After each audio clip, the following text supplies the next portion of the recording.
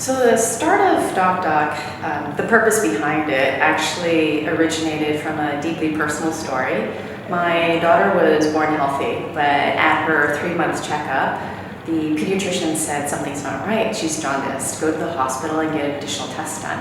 And so one test turned into a battery of other tests, and soon my husband and I were ushered into a room full of surgeons, the lead surgeon saying our daughter had a rare liver condition called biliary atresia. We had to admit her to the hospital immediately and do a procedure the next day. And eventually she needs to have a liver transplant.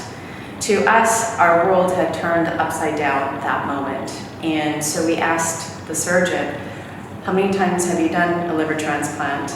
How much is it going to cost? How are your other patients doing? Are they thriving?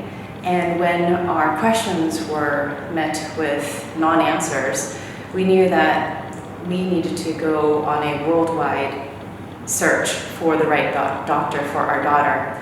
And so we did. We found a doctor who actually was one of the pioneers of live liver transplants, who eventually we found out his price was 60% less than the doctor who wanted to do our daughter's surgery. I think in healthcare, oftentimes we think of high price correlates with expertise, but that's not the case when there's no information available. And his patients were thriving. And so our daughter went through the liver transplant with my husband, Cole, who is also the CEO of DocDoc, donating a piece of his liver. And as he was recovering in the ICU, we looked at each other and said, this is what DocDoc needs to be. We need to help other patients in the doctor discovery journey, providing information so then the everyday patient can make data-informed decisions in their doctor discovery process. I could write a whole book about the challenges that I faced.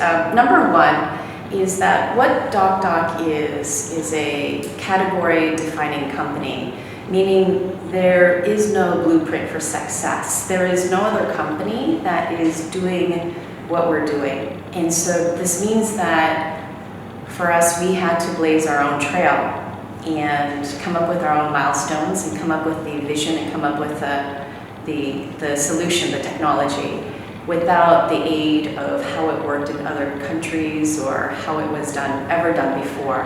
And so one, I would say, the challenge was creating a company in a category-defining category.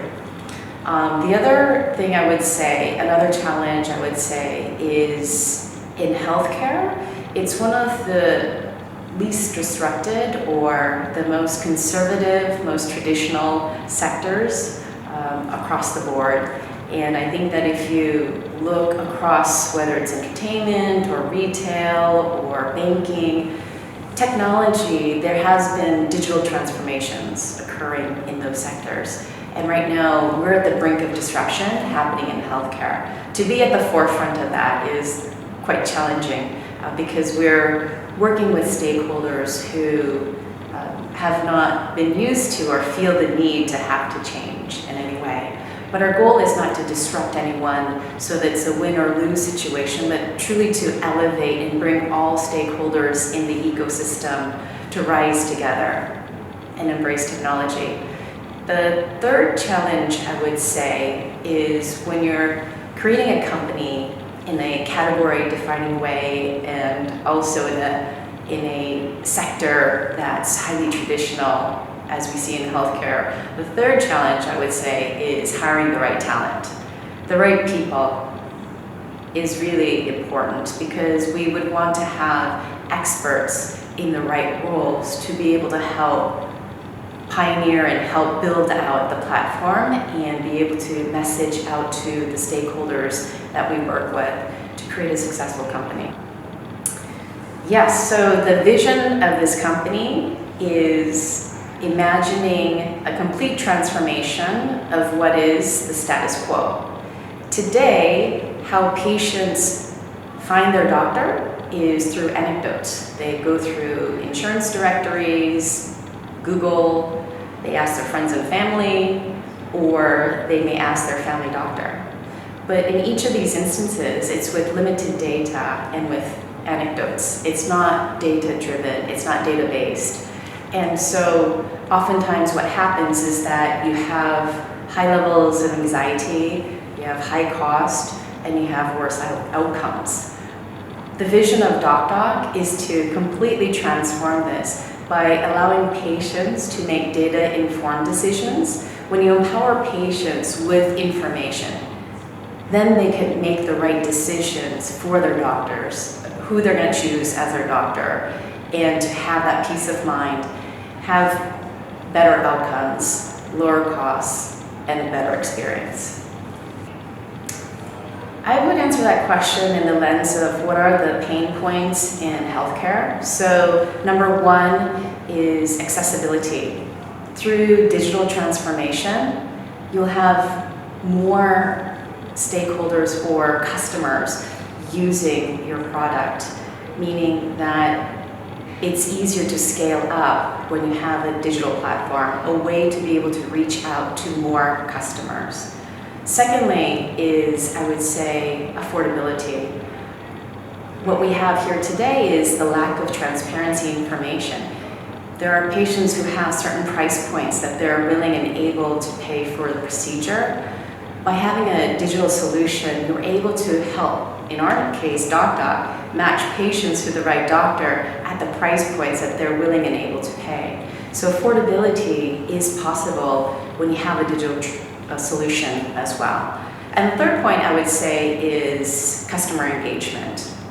I think that by being able to reach out to more customers, being able to be where they want you to be through their laptop, their device, their mobile device, and provide that solution and touch, then they're able to be happier, delighted, and be able to use your products and services. So I believe that there are a couple of strong indicators. First and foremost is your customers. I think that at first phase, customers, in my case patients, are interested in learning more about this. Secondly is that they use it, use the product and service. And thirdly is that they provide positive feedback so that it's friends and family, more people get to know it. And I think that's a very strong indicator whether change is happening. I would say that in order for digital transformation to occur, there needs to be alignment. And oftentimes there may be entrenched players who are quite powerful, who tend to benefit from the inefficiencies that are occurring at the moment. And so having a digital transformation may not require all players to buy in or all stakeholders, but an adequate number of people to actually absolutely buy into it, and then the key leader to make the decision to go ahead with it. I would say that it's what we've been building for the past several years. We have our own proprietary AI platform we call HOPE, heuristic for outcome, price, and experience. And what it allows us to do is to be able to collect hundreds of data points on a per doctor basis, and then the algorithms to be able to sit on top and run it such that for any patient that comes through, we're able to provide the adequate, relevant, most suitable match of a doctor for that patient in a procedure and condition level of granularity. So the beauty of this is that it's been a lot of work, and we've had no blueprint to copy or study or measure whether we're doing well or not. We've built it in-house, and so it's been our proprietary platform that we're really proud of and really excited that patients are able to benefit from it. My assumption in answering full digital transformation means that you take away the human touch element to it. And in healthcare, I believe there's so much that can be done through a digital transformation, through a digital solution, but it can never replace the human touch. It only can empower, enable the doctor or the caretaker or any key player in taking care of a patient to ensure that the patient has a positive journey in consuming healthcare. So I believe that there is there's a lot that we can do in having digital transformation, but not a full digital transformation because you cannot take away the human touch.